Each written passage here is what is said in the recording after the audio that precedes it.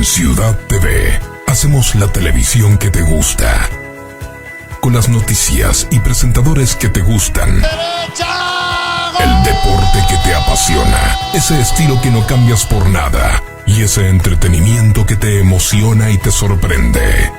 Gracias por elegirnos. Somos Ciudad TV, la televisión que te gusta.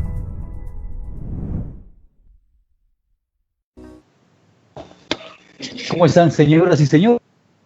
Buenas noches, bienvenidas y bienvenidos. Nos encontramos ya en un nuevo jueves, un nuevo día para conocer la historia de nuestra tierra, de nuestro cantón, porque siempre es importante saber de dónde venimos, dónde estamos y hacia dónde nos dirigimos. La primera vez que tuvimos la presentación de este programa, repetí esta frase y creo que se convierte en la base realmente de este programa, porque es fundamental e importante. Ya se encuentra con nosotros el doctor Miguel Pozo, a quien quiero darle la más cordial de las bienvenidas. Doctor, ¿cómo está? Un gusto, buenas noches. Qué gusto, Oscar, y también qué gusto poder compartir con usted y la ciudadanía para hablar un poquito de cultura, de historia y, como usted dice, saber de dónde provenimos, porque es fundamental para saber quiénes somos y hacia dónde nos proyectamos. Doctor, hay que olvidarnos momentáneamente de las cosas negativas del país. Primero, con lo del COVID, realmente es lamentable a nivel mundial. Y en el Ecuador vamos a terminar, si no nos acaba el COVID, la corrupción, doctor.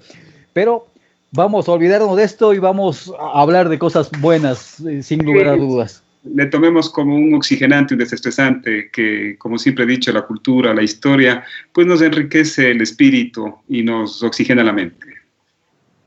Claro que sí. Doctor, ¿qué le parece si para iniciar la programación de este jueves hacemos memoria de lo que fue la última programación? ¿Le parece, doctor? Nos quedamos en la colocación de la última piedra. Hasta ahí llegamos, me parece. Sí, la colocación de la primera piedra en la fábrica. Le decía que la colocación de la primera piedra para la construcción de la fábrica fue un 6 de mayo de 1924. Y claro, fue una fiesta para Tuntaki, pero no se dimensionaba lo que se venía realmente. No se dimensionaba este impulso que iba a dar a todo el sector de Tuntaki. Recordemos que todavía no era cantón en esa época Tuntaki, era solamente una parroquia rural de Ibarra, ¿no? Y donde se construía la fábrica era el caserío de Lourdes, era un barrio, llamámosle así, del pueblo de Atuntaki. Y claro, los inversionistas españoles, los hermanos Dalmau, compraron aproximadamente 4 grandes lotes de terreno donde se empezó a construir la fábrica y 6 o 7 lotes de terreno en las riberas del río Ambi, en el camino hacia Imantaj, donde se construía la planta eléctrica. Recordemos que en esa época no había energía eléctrica en Atuntaki, excepto unas poquísimas casas que funcionaban con un molino eléctrico de un señor Suasti, pero era muy básico y solo las noches para unas pocas casas. En ese contexto se organizó este 6 de mayo la colocación de la primera piedra y claro, eran las autoridades civiles y eclesiásticas de toda la provincia. Pero un hecho particular fue que los dueños de los terrenos, los nuevos dueños, los hermanos Dalmau, pues decidieron, como estaba sembrado con choclos, todos estos terrenos, llamar a la ciudadanía y decir, pues, miren, les regalamos estos choclos, están casi listos, o la mayoría estaban listos para la cosecha, pues hagan uso de ellos. Y claro, la gente del caserío de Lourdes y mucha gente de Atuntaki unos días antes subieron e hicieron la gran cosecha de choclos, totalmente gratuita. Era una forma de congratularse con el pueblo de estos hermanos Dalmau españoles, llamémosle con una visión solidaria, porque vieron mucha pobreza en esos sectores. Y claro, una vez que se da esta colocación de la primera piedra, hay una misa campal, y luego empieza una gran fiesta in situ, es decir, en el lugar donde se colocaba la primera piedra. Una fiesta en la que participaron bandas de pueblo, en la que se comió comida típica del sector, en la que se bailó, en la que se libó, es decir, se tomó mucha chicha, mucho aguardiente, pero realmente las conversaciones estaban en función básicamente de la cosecha de choclos, de las contrataciones que ya estaba haciendo la empresa para la construcción, pero no dimensionaban lo que se venía. Bajo ningún concepto no dimensionaban. Y claro, al siguiente día de la colocación de la primera piedra, este señor Malitaxi de Andrade Marín es a quien le nombran maestro mayor y empieza a contratar gente de todo el cantón. Doctor, el señor Malitaxi, el doctor Malitaxi es familia de la familia Malitaxi de aquí de Andrade Marín, debo entender, ¿verdad?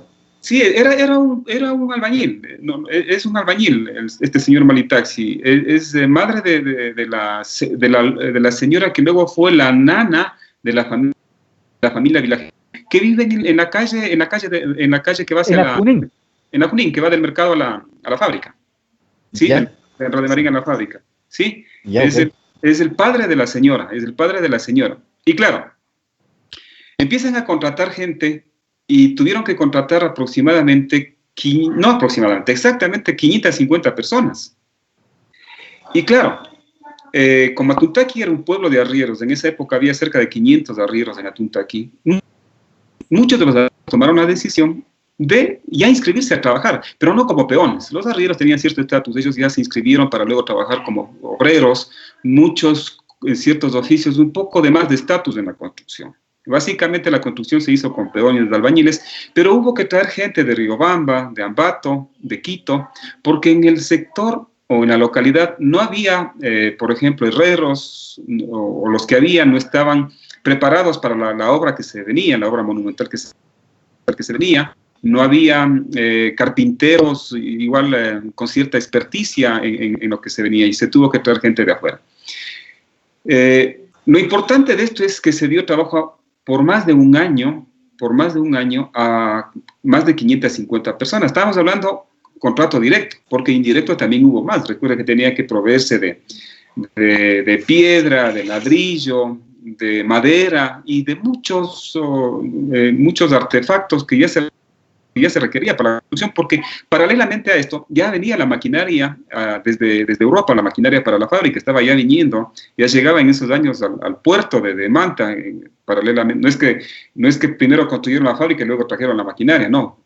Los españoles en eso eran muy precavidos y pues lo hacían de una manera organizada, de tal forma que mientras construían la fábrica ya venía la maquinaria. Entonces se demoró un poquito más de un año, creo que unos 13 meses la construcción de la fábrica, casi como está ahora. Lo único que no había es la fachada frontal, era una fachada retirada unos 3-4 metros hacia atrás de la fachada actual. Ya, doctor, sí, dígame. Perdón, me gustaría ahondar en esta situación. Se trajo mano de obra de otros lugares, de otros sectores, no indígenas, me decía la vez anterior, porque era arraigado el racismo. Sí, pero para obreros, para la construcción no hubo ningún inconveniente, se contrató también a indígenas del sector como peones, como cargadores, etc. El tema de que no se contrató indígenas es cuando ya en 1925, a finales de 1925, empieza ya la producción de la fábrica, ¿sí? Paralelamente le decía que llegó la maquinaria a la par de la construcción y les recordaba que mucha de la maquinaria vino desarmada y tuvo que traerse de Quito por los arrieros anteños. Mucha también fue traída ya por ciertos carros que ya habían los primeros carros, aunque una carretera de muy mal estado. Pero también los técnicos españoles lo que quisieron es congraciarse con los arrieros anteños y les dieron mucho trabajo, de tal forma que traigan las piezas desarmadas, piezas muy pesadas. Pero ¿quién las armaba acá? No había nadie, absolutamente nadie que pueda armar esas piezas. Entonces, también paralelamente trajeron técnicos y básicamente mecánicos de nacionalidad italiana, inglesa y alemana. Quien lideró el armaje de la maquinaria fue un italiano Frizzone, ¿sí? César Frizzone, ¿sí? Padre de un señor Frizzone que luego fue político, no sé si recuerda. Y un alemán que ya venía acá, perdón, un holandés también, José Nauer era, y inglés Steve, ¿sí? Ellos fueron los que se encargaron de armar. Entonces, a finales de 1925 inicia ya la producción de la fábrica, empiezan con los telares. Y claro, viendo ya ese monumento de edificio en un pueblo que tenía, perdón la expresión, no quiero ser ofensivo, casas muy precarias, ¿sí? Casas muy precarias, viendo esa gigantesca obra, que era la obra más grande en Imbabura en ese entonces. Ya la gente dijo, esto es cosa seria. Y ya les entró cierta envidia a los demás cantones, más aún cuando... A Cotacachi, que fue la primera opción. Sí, a Cotacachi, y también a Ibarra, porque recuerda que también se quiso poner en Ibarra, en las riberas del río Chorlaví, por el camino viejo que se va a Ibarra desde San Antonio, en Chorlaví, cerca de un molino, se quiso poner ahí, pero tampoco le pararon mucho interés las autoridades de Ibarra. Pero en cada junta de mejoras de Atuntaqui, que en esa época, insisto, no había todavía cantón, tomó las riendas y se preocupó de tal forma que convenció a estos hermanos Dalmau a que se construyera ahí. Y lo que le decía, ya vino la monumentabilidad del edificio, pues ya hicieron los contactos con la gente de Atuntaqui, ahí sí los mestizos, obreros que iban a trabajar, y también administradores. Porque esto es algo interesante, Oscar, y ciudadanía. Eran dos clases totalmente marcadas, los empleados y los obreros. Los empleados en esa época se les denominaba a todas aquellas personas que trabajaban en oficinas, contadores, secretarios o secretarias, capataces, etc. Estos eran, llamémoslo así, de la clase alta de Atuntaqui, ¿sí? De las familias nobles de Atuntaqui de esa época. Y los obreros, en cambio, eran mestizos, en su gran totalidad también mestizos, pero que no eran de las clases adineradas de Atuntaqui, eran agricultores, eran gente que se dedicaba a ciertas labores o oficios del momento, y también arrieros. Por eso es que la arriería tuvo un decrecimiento, una caída. Se estima que mucho más allá del 60% dejaron de ser arrieros en 1925, cuando ya empiezan a trabajar en la fábrica. Y claro, empezar a ganar un sueldo fijo, que les paguen semana a semana, ya de alguna manera ya fue un bienestar económico en Atuntaqui y en el caserío de Lourdes, que empezó a través de mingas a hacer mejoras, tanto en el caserío de Lourdes como en Atuntaqui. Es decir, ya entubaron el agua, ciertas aceras y bordillos, mejoraron la plaza donde hoy es el parque, esa fue la primera plaza, mejoraron la iglesia, y les entró, digamos, un orgullo de ser atuntaqueños, de tal manera que ya empezó los aires de independencia de Ibarra. O sea, ya no quería ser una parroquia rural de Ibarra desde esa época. Y empieza ya la lucha de cantonización, estamos hablando de 1926, que duró hasta 1938. Es decir, lucha que duró más de 12 años. Y vaya que fue una lucha dura, porque no era fácil para Ibarra dejar ir a una de las parroquias más prósperas. No a una de las parroquias más prósperas, a la parroquia más próspera del cantón Ibarra. Entonces, había mucha oposición en el municipio de Ibarra, en la ciudadanía de Ibarra, en los nobles de Ibarra, que como a los chagras les vamos a dejar ser independientes, ¿sí? Y desde esa época ya asumieron estos aires de independencia, llamémosle así, de cantonización, y asumieron una junta de notables de Atuntaqui. Gente desinteresada que lo único que quería es ver al cantón independiente de Ibarra. Esta junta siempre estuvo encabezada por Aguinaga, ¿sí? Julio Miguel Aguinaga. Yo creo que Atuntaqui y el cantón le deben mucho a Julio Miguel Aguinaga, y a lo mejor no se ha reconocido la real dimensión de este anteño, de este Atuntaqui en esa época, que inclusive... Julio Miguel Aguinaga nació netamente en Atuntaqui, entiendo, doctor. Atuntaqui. Nació netamente en Atuntaqui. Es un atuntaqueño. Recuerde que toda la gente de Atuntaqui, de sus alrededores, del caserío de Lourdes, eran atuntaqueños. No había todavía la parroquia de Anra de Marín. Claro. En ese contexto empieza la primera producción, pero el ferrocarril todavía no llegaba. Y todo lo que producía también llevaban los arrieros, y también llevaba ciertos carros que ya venían acá a la provincia, llevaban la producción hacia Quito. Y desde Quito, obviamente, en Quito ya había ferrocarril, ya se distribuía a las demás ciudades del Ecuador. Entonces, empezó a dinamizarse la producción. Y el punto culminante es que en 1929, el 27 de febrero de 1929, llega el ferrocarril a Atuntaqui. Y usted podrá imaginarse la fiesta que organizó la fábrica, porque a quien más le convenía que llegue a Atuntaqui el ferrocarril, claro que sí, era la fábrica, porque iban a tener una vía para poder sacar todos sus productos, no solamente al Ecuador, sino al puerto de Guayaquil, para desde el puerto de Guayaquil también exportar las telas e hilos que se fabricaba valga la redundancia, en la fábrica textil Imbabura. Entonces, pero también, si bien es cierto, el mayor motivo de satisfacción fue para los empresarios de la fábrica Imbabura, pero también era para el pueblo de Atuntaqui y el caserío de Lourdes. Ya tenían una vía de conexión directa para ir en tren hacia Quito. Recordemos que en esa época ir a Quito tenían que ir a lomo de mula, ¿sí? A lomo de mula. Había muchísimos carros por el carretero antiguo, el que bordea las faldas del Imbabura, las faldas occidentales del Imbabura, pero ir a Quito en mula era de cosa de 3 días, ¿no? De 3 días, y más cuando se llevaba carga pesada, etcétera. Entonces, era realmente una época, yo digo, dura, interesante, pero bonita a la vez. Una vida, yo digo, a mí personalmente me hubiese encantado vivir esa época. Me hubiese encantado no solamente por ver los paisajes, sino por ver a la gente trabajadora, la amabilidad, la sencillez, etcétera. Doctor, los productos que confeccionaban o que se creaban en la fábrica Imbabura eran telas de hilos. ¿Qué tan buena calidad era?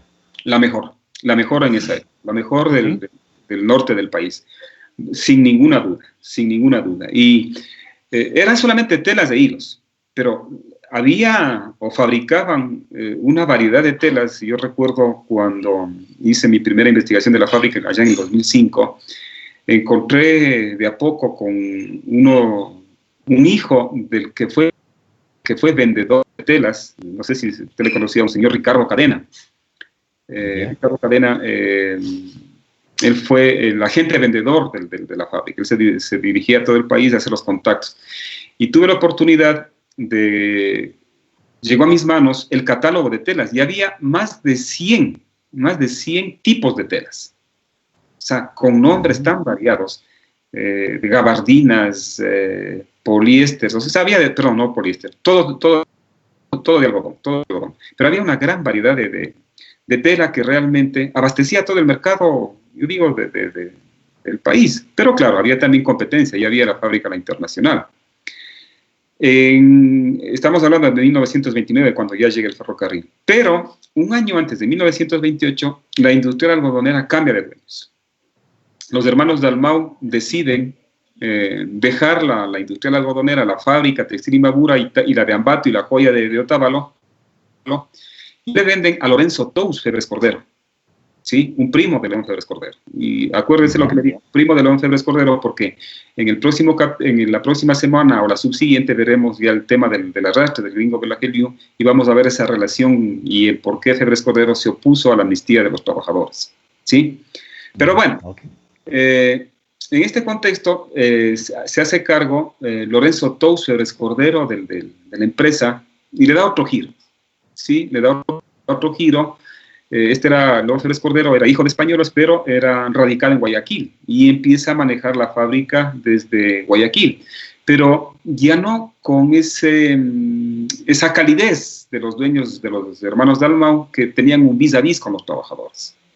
Y empiezan ya las primeras fricciones entre trabajadores y empresarios, y estas primeras fricciones dan lugar a los movimientos sindicales que se gestan en el norte del país y de alguna manera en el país en general, claro, que tuvieron su génesis en la fábrica textil Imbabura. Empiezan a brotar, si cabe el término, los primeros líderes sindicales en la fábrica. Empiezan a brotar, a protestar por las horas de trabajo, por ciertas condiciones de vida, etcétera, enfermedades que les causaba la fábrica. Recuerde que le había dicho que las dos principales causas de muerte de los obreros de la fábrica era pulmonar era pulmonar por la pelusa que respiraban en la fábrica. Se respiraba mucha pelusa. Ese era el primer problema de salud de los obreros. Otro de los grandes problemas que tenían los obreros era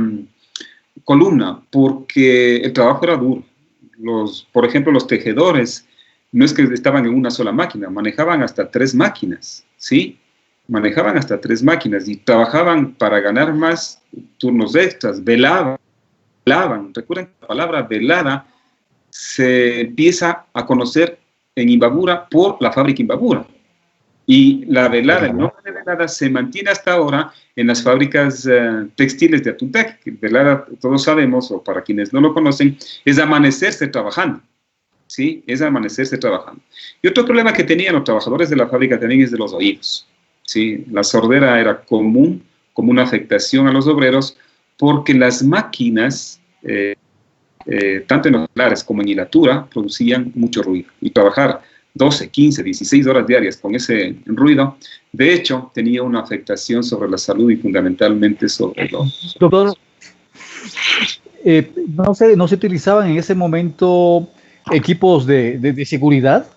No, ¿O no eran suficientes? Para nada. No se utilizaba. Recuerde que los obreros iban con su vestir diario a la fábrica, ni siquiera tenían algún traje especial, no tenían orejeras, no tenían mascarillas, no.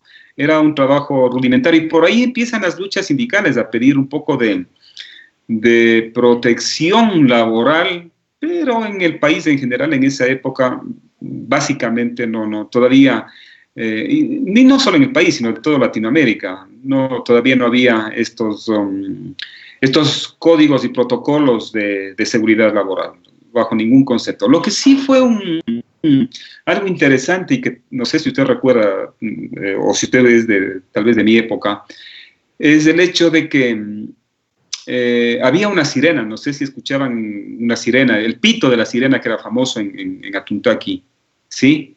Que era una alarma antiaérea que trajeron los hermanos Dalmau de la Primera Guerra Mundial. ¿Sí? Ya. Le comento, doctor. Dígame.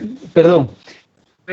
Que nosotros nos ubicábamos para las horas de la salida de la escuela, generalmente.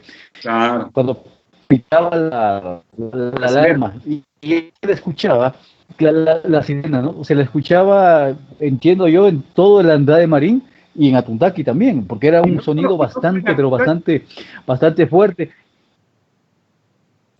Sí, y le decía, doctor, y la gente, mi abuelita, porque mi abuelo trabajó en fábrica Imbabura, yo viví con mis abuelos, y claro, esta era una sirena que daba una alarma, porque para la preparación de los alimentos muchas veces ya viene el abuelito, ya es horas de salida del colegio, se convirtió en un referente prácticamente este sonido de la sirena, doctor. Totalmente, Oscar. Fue un referente para niños, jóvenes y adultos. Es más, no solamente se escuchaba hasta Atuntaqui, la sirena ¿ya? Se escuchaba hasta San Roque por el sur, por el norte, hasta San Antonio, ¿sí? Por el occidente hasta Chaltura. Y cuando las condiciones del viento y humedad atmosférica eran idóneas, inclusive más allá de estos lugares, se escuchaba mucho más allá. Realmente, cuando logramos, yo recuerdo, reactivarle la sirena en el 2014, le prendimos para la inauguración a la sirena, le compusimos, si cabe el término. Obviamente sonaba, pero no era ni la 10ª parte de lo que sonaba cuando realmente empezó a funcionar. Por eso le insisto, esta fue una alarma antiaérea Y recordemos que en la época de la Primera Guerra Mundial, en los primeros aviones, las alarmas antiaéreas no es que tenían que sonar solamente para un sectorcito, sonaban para toda la ciudad, para todo Londres, para todo Berlín, etcétera. O sea, tenían una cobertura acústica en todas esas grandes ciudades. Y algo interesante lo que usted decía, Oscar, yo recuerdo, y voy a hablar aquí en primera persona, yo estudiaba en la Escuela 2 de Marzo, ¿sí? Y ese era nuestro referente, no hacía falta ni la campana, porque había tres veces sonaba la sirena, a las 6:50, a las 7 y a las 7:05. O sea, en espacios de 5 minutos les daba chance a los... La primera era para advertirles a los trabajadores que estaban yendo a la fábrica, ya es hora de entrar. Las 7 era a las 7 era la hora de entrada, pero a las 6:55 sonaba para después. A las 7 era la hora de entrada y a las 7:05 sonaba por última vez ya para marcar el tiempo de los atrasados, porque obviamente siempre, de alguna manera, 5 minutos alguien se atrasaba. Recuerda que venían de lugares distantes, venían de Chaltura, de San Roque, de San Antonio, trabajadores de Admisba, Tuntaki, y los que venían a pie, por ahí se presentaba algún inconveniente, o venían en bicicleta, se les bajaba la llanta, pero no es que esos 5 minutos, casi nadie nunca se pasó más allá de las 7:05. Pero esos 5 minutos siempre los reponían, y con creces, en muchas ocasiones. Luego, la salida al almuerzo era a las 11 de la mañana, había un sonido a las 11 de la mañana, y ese era un referente para las damas de casa, en cambio, ya para empezar a cocinar, ¿sí? Y luego, la segunda entrada era a las 12:50, o sea, el primer sonido, luego a las 12, a la 1, perdón, y luego a la 1:05, ¿sí? Entonces, la gente salía de la fábrica, muchos a comer en los potreros de la fábrica. Tenían cerca de más de 1 hora para comer, ¿sí? A veces, unos más, otros menos, dependiendo de lo que hacían, ¿no? Pero algunos inclusive alcanzaban a irse a sus casas, los que vivían por cerca, en Andrade de Marín, lo que es hoy Andrade de Marín, ¿no? Pero la mayoría que venía de Tuntaki, etcétera, no alcanzaba a irse a las casas. Entonces, también era típico de la época de la fábrica ver a las esposas o a los hijos de los trabajadores de la fábrica, no sé si usted recuerda, subir con las famosas viandas. Claro que sí. Entonces subían con las famosas viandas, ¿sí? Que eran las viandas son una distribución en recipientes donde iba la sopa, el seco, el jugo. Exacto, había la entrada y todos los chochitos con tostado que no le podía faltar. Y claro, llegaba la esposa, en algunos casos, y en otros los hijos, y los obreros se agrupaban, en los potreros de la fábrica. Recordemos que bajo la fábrica había el bosque, y ese bosque era también de propiedad de la fábrica, ¿sí? Por donde entraba la leña a los hornos de la fábrica, ¿sí? A los hornos de la fábrica. Entonces, ese era un lugar básico para la fábrica. Otra cosa súper interesante, y no sé, Oscar, y los que me están escuchando, si recuerdan, especialmente los mayores, y si no, pidan a sus padres y abuelos que les comenten. Los viernes se pagaba en la fábrica, ¿sí? Los viernes se pagaba en la fábrica.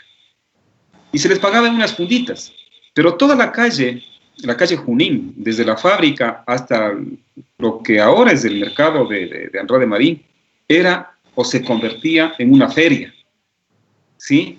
Ya. Porque como los viernes pagaban, subían, iban los de las ruletas al jueguito, iban las vendedoras de fritada, las de empanadas, de morocho, iban también mucha gente a esperar a los esposos para quitarles la fundita, muchas esposas a quitarles la fundita de la semana, para que no caigan en la tentación de gastarse, no caigan en la tentación de irse con los amigos a gastarse lo ganado en la semana en un trago o alguna cosa. ¿Y eso lo hacían en el Club Lía? ¿Ya no estaba para esa fecha el Club Lía o aún no todavía?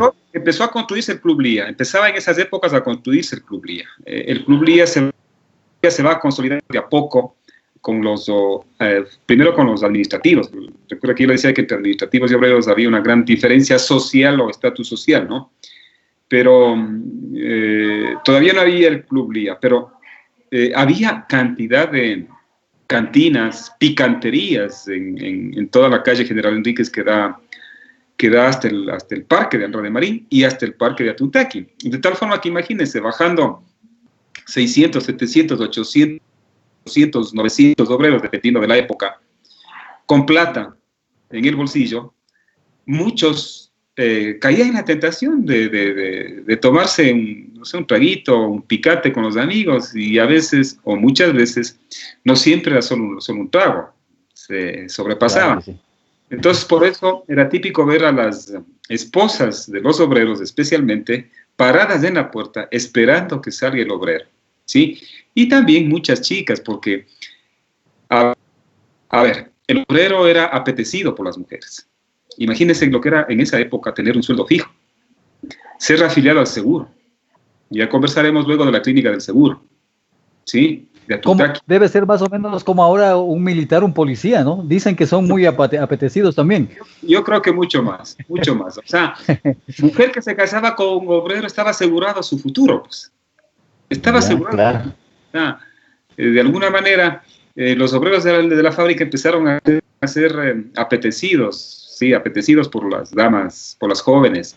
Claro, no es que descaradamente iban a esperarles a sacarles la plata ni a manejar de prostitución, no, nada por el estilo, pero ya se vestían bien, se hacían las que suben a Andrade Marín, o las que bajan al parque ya bien vestidas para que los obreros echen el ojo, llamémoslo así, y empiecen los romances y todo lo demás, ¿sí? Y empiece un poco el coqueteo, ¿no? Que es normal que hasta ahora se lo vive. Sí, por supuesto.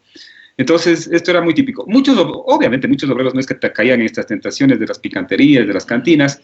Lo que hacían sí es comprar, por ejemplo, fritada, compraban mote, y con eso iban y llegaban a la casa. Por eso es que los viernes eran esperados por los hijos. Porque además de la comida, de esta golosina que rompía la cotidianidad de la comida diaria, también llevaban golosinas, porque subía el caramelero, subía el melcochero, ¿sí? Subían los que vendían los confites, los dulces, etcétera, y claro, no hay nada más satisfactorio para un padre, en este caso obrero, que comprar una golosina para llevar a sus hijos. Y recordemos que en esa época, el promedio, estamos hablando de 1928, 29, 30, el promedio de números o de integrantes de una familia eran 8 personas, es decir, marido, mujer y un promedio de 6 hijos. Sí, unos más, otros menos, pero las familias eran numerosas. Las familias eran realmente numerosas. Ahora, una gran ventaja que tuvieron los obreros es el hecho de que, como tenían un sueldo fijo, tenían posibilidad de acceder a préstamos de la caja del seguro. En esa época se llamaba caja del seguro. Pues pudieron hacerse de terrenitos, de tal forma que cuando no trabajaban en la fábrica, pues lo hacían en sus chacras, lo hacían en sus cementeras. Entonces, eso también era, más que una distracción, también era una especie de ingreso que, si bien es cierto, no es que les servía para venderlo, pero les servía como elemento de sustento de algún producto. Se sembraba mucho papas, mucho caña en Atuntaqui. En Atuntaqui se sembraba mucha caña de azúcar. Atuntaqui era conocida por sus moliendas, ¿sí? Algodón en esa época, y muchos vendían a la fábrica mismo el algodón. Recuerda que le había dicho que en las partes bajas de Atuntaqui, especialmente en la parte de Chaltura y Santiago del Rey, se sembraba mucho algodón, y todo el algodón que producía era comprado por la fábrica. Es más, no abastecía ese algodón que se producía en Atuntaqui en esa época. Tenían que ir a comprar a los grandes hacendados del Chota, ¿sí? Y tampoco ese algodón abastecía. Ya cuando llegó el ferrocarril, tenían que traer algodón de Manabí, un algodón de muy buena calidad. Obviamente las condiciones climatológicas de la costa daban para que se dé un algodón de mucho más volumen, fibra mucha más gruesa, y eso también, cuando ya vino el ferrocarril a Atuntaqui, permitió a los dueños de la fábrica traer grandes cantidades de algodón de Manabí y también del Guayas para mejorar la calidad de las telas, porque dependía mucho la calidad de las telas de la calidad de fibra natural, es decir, de la fibra de algodón. Correcto. Qué chévere, doctor. Sabe que escuchar esta historia de Fábrica Imbabura en especial, realmente es como para quedarnos horas y días realmente y disfrutar todo el tiempo, cada accionar de los trabajadores, cada accionar de la gente, de la sociedad, de ese tiempo realmente enamora, doctor. Pero el tiempo se nos ha terminado. Entiendo también usted, doctor, tiene otra reunión, así es que bueno, hay mucho material que podemos y vamos a ir desarrollando en las próximas semanas, doctor. Con todo gusto, estoy a las órdenes y me está poniendo en un ring que me encanta, que es el tema histórico, el tema cultural, y qué mejor si esto de alguna manera se va socializando con los jóvenes especialmente, ¿no? A mí personalmente me interesa que los jóvenes sean quienes se enteren de esta linda historia que tiene el Cantón Antonio Ante. Ya veremos en las próximas sesiones algunos elementos mucho más apasionantes, convulsionados a veces, y que fueron formando el cantón, formando inclusive la idiosincrasia del anteño. Muchas gracias, doctor. Claro que sí. Le comento, sabe que vamos ya con el equipo técnico de los productos que hemos generado, vamos a sacar extracto de lo que consideramos lo más importante o lo más curioso y vamos a reducirlo a pastillitas de unos 2-3 minutos para poder seguir subiendo las redes sociales, porque posiblemente mucha gente la entrevista 30-45 minutos no lo van a terminar de ver seguramente, pero si extraemos pequeños fragmentos de la entrevista, entendemos que va a ser un poco más digerible, así es que vamos a trabajar a lo largo de esta semana, doctor, haciendo ese trabajito para que el mensaje y el objetivo del programa se cumpla, que es obviamente dar a conocer a la mayor cantidad de gente de lo que se hizo y lo que se hace en nuestro cantón. Muy agradecido, doctor, y nos vemos la próxima semana. Con mucho gusto. Un abrazo a usted y a toda la ciudadanía que escucha este medio alternativo que realmente ya está marcando también historia. Algún rato habrá que escribir sobre este medio. Correcto. A usted muchas gracias, doctor. A nuestros amigos, nos vemos la próxima semana a partir de las 20 horas aquí en Ciudad TV. Muchas gracias. Hasta la próxima. Desde hace más de 15 años, produciendo contenidos publicitarios, generando una idea tras otra, viajando a través de la imagen y el sonido, generando significados en el plano y jugando con la luz. Pensando, sumando a la oferta de contenidos para televisión y la publicidad, una nueva forma de hablar con el que está del otro lado. Televisión, documentales, cine, gráfica, folletería editorial, cartelería, multimedia interactiva, contenidos para celulares, organización de eventos, filmación con drones, evolucionando permanentemente para asistir a una reducida y exclusiva cartera de clientes en forma personalizada, sin perder de vista nuestra principal meta: divertirnos haciendo lo que nos gusta. Nova Marketing and Graphic Solutions.